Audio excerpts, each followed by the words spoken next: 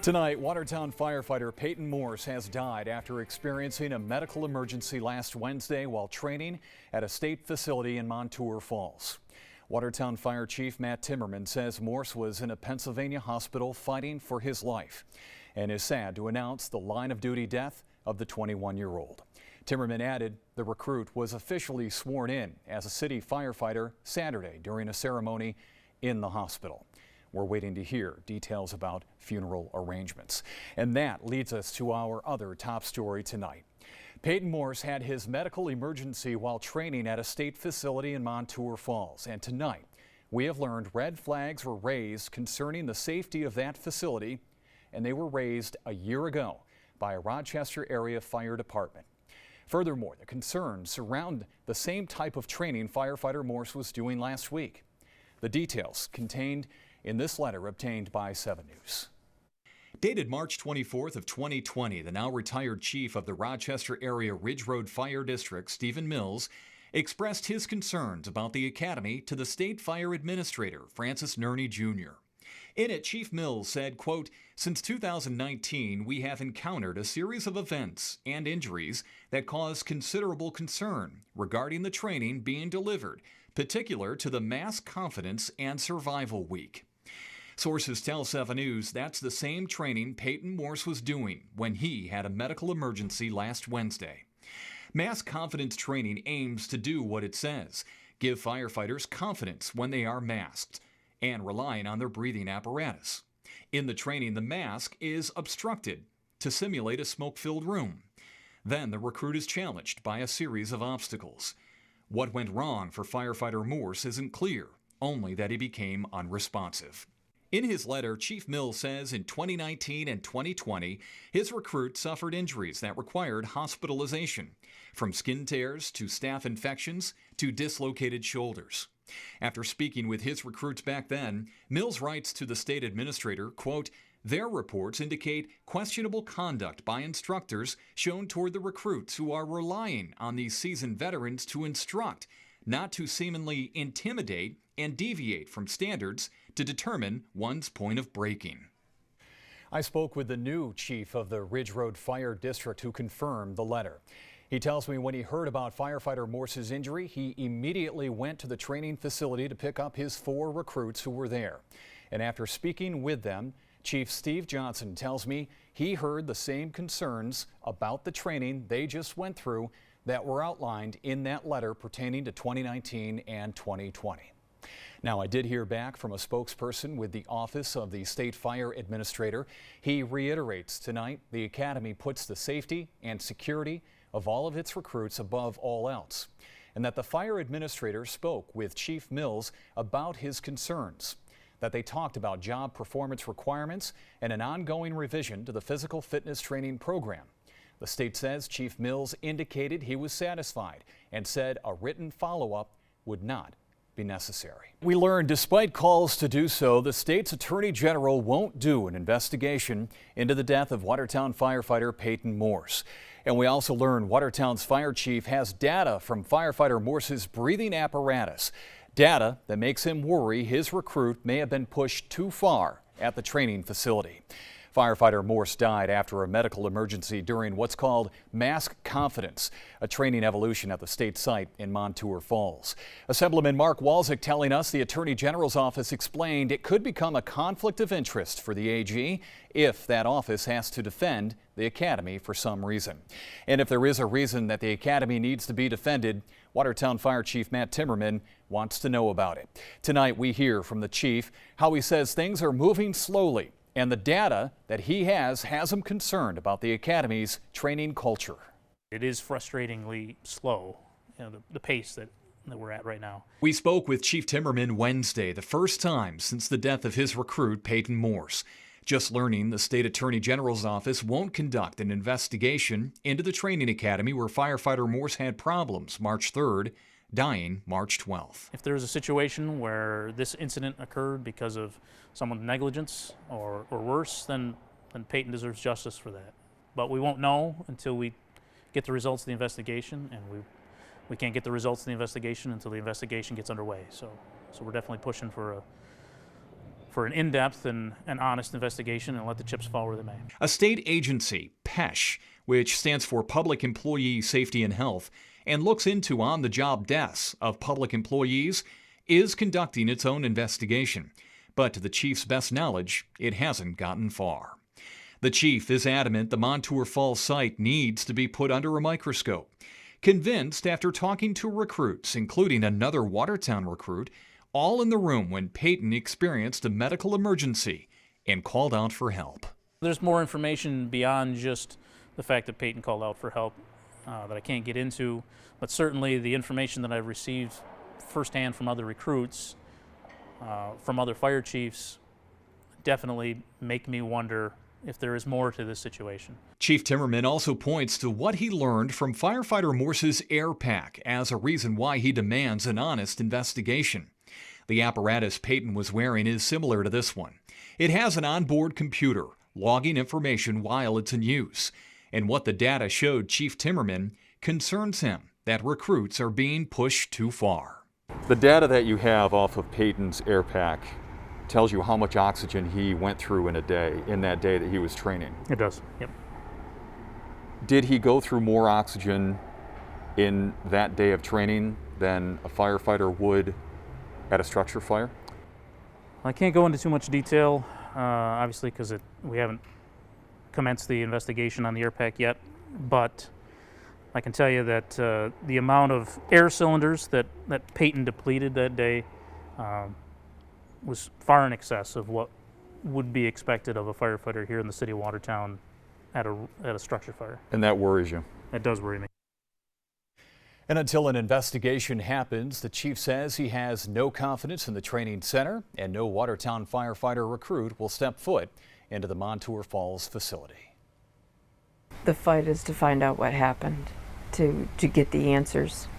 And we've tried and we're not getting any answers. Do you even know who the instructors are that were there when the incident happened? No. And they don't know if those instructors are back on the job. They're supposed to be training people to do it right. Why didn't they do it right? Peyton Morse died after experiencing a medical emergency at the State Fire Academy March 3rd. He was doing a mass confidence training evolution when he couldn't breathe and he called out for help. Something went wrong and nobody's talking. Coming up empty on answers, the Morses are beyond belief. I would not have imagined that if someone dies that you don't have a right to find out why. If someone said just be patient, what would you say to them? It's been 3 months.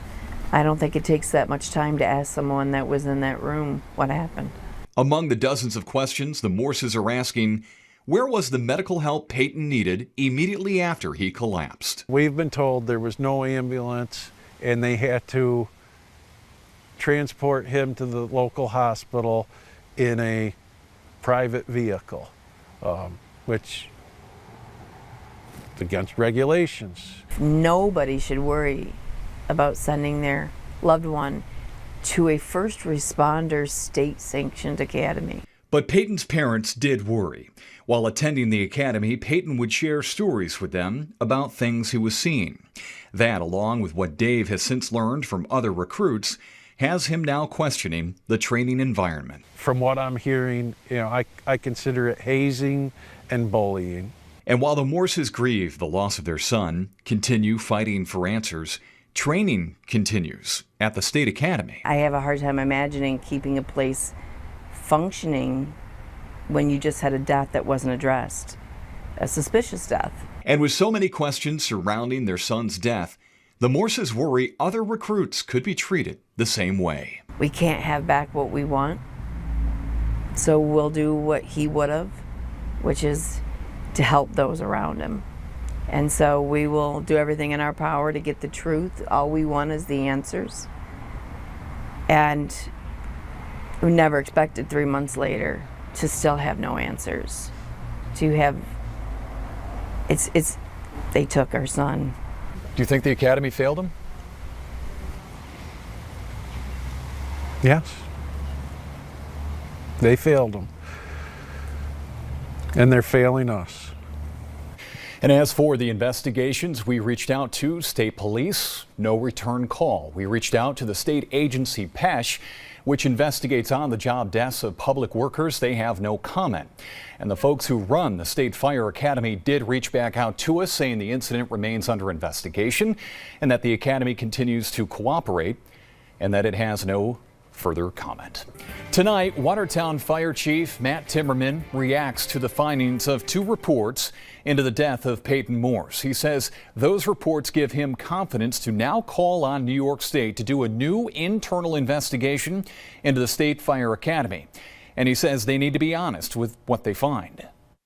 With an autopsy report showing Peyton Morse was a healthy 21-year-old with no heart problems or pre-existing conditions, coupled with a report showing Morse's air pack he was using at the State Fire Academy March 3rd was in fine working order, Watertown Fire Chief Matt Timmerman says the state needs to begin looking at another variable, the training environment at the State Fire Academy. So now we're left with some really hard questions. How does a healthy 21-year-old firefighter with a functioning air pack, how does he go into cardiac arrest during training? The chief has penned this letter to the acting state fire commissioner who oversees the State Fire Academy, saying it's time for the state to talk. Saying in light of these reports and given the concerning reports from other recruits, he's asking for an immediate internal investigation and for the Office of Fire Prevention and Control to be fully transparent with the results. The chief says part of that investigation should include speaking with the instructors who ran Morse's training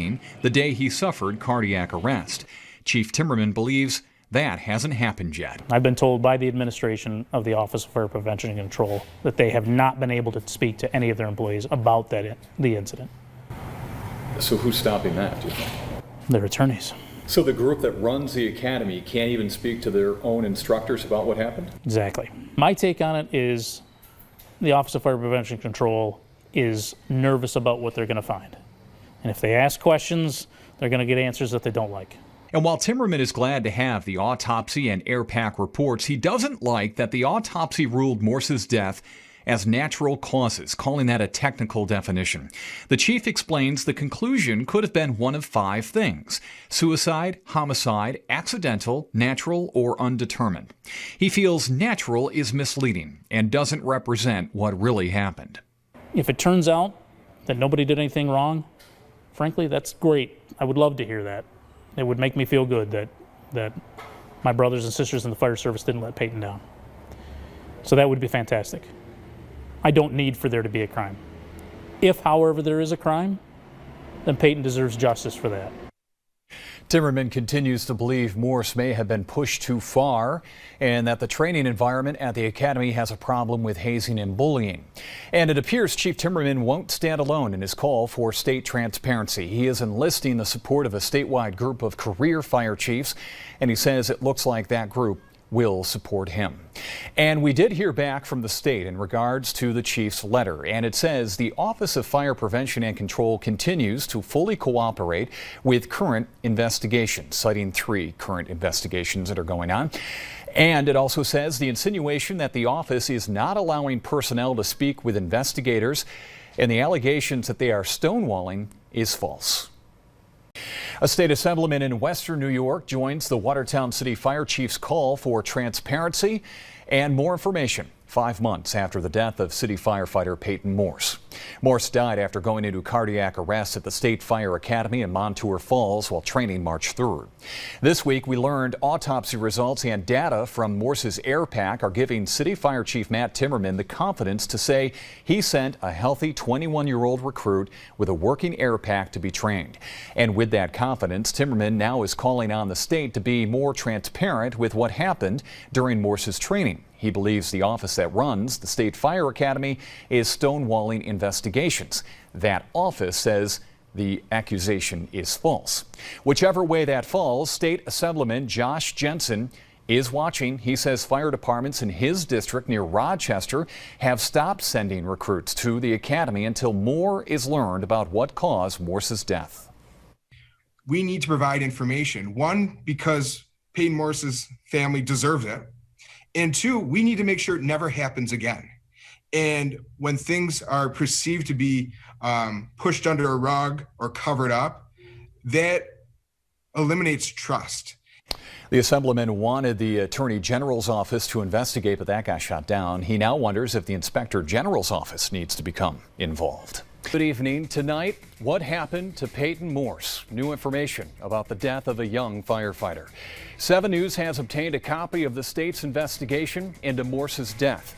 And we know tonight, investigators got different stories about what happened. You'll recall Peyton Morse was only 21 and in training to become a Watertown City firefighter.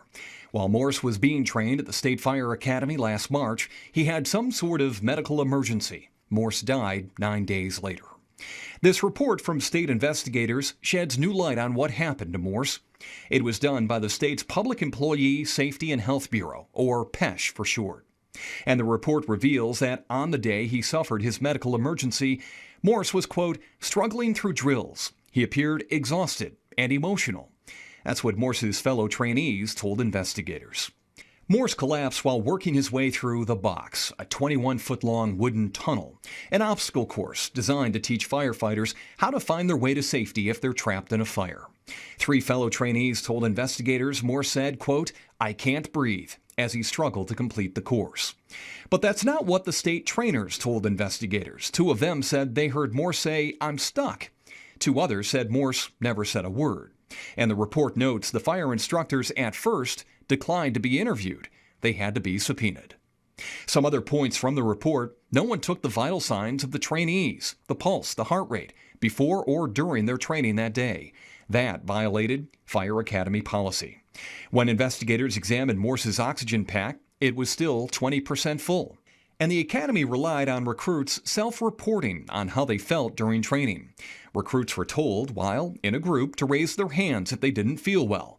Some recruits told investigators that was an intimidating environment.